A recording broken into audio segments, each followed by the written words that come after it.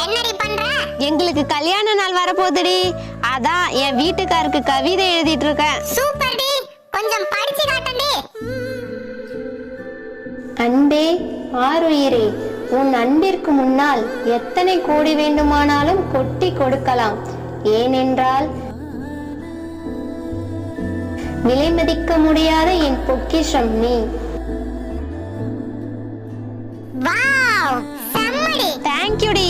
சரிடி, நான் ஒரு முட்டை கொடுக்கறேன். என் சார்பா அத உன் புருஷனுக்கு கொடுத்துரு. பைத்தியமாடி நீ, உன் முட்டை 15 ரூபாய்க்கு விக்குது, நான் 5 ரூபாய்க்கு கடையில வாங்கி கொடுத்துக்கிறேன். இதான் ஏட்டு சொரக்காவா?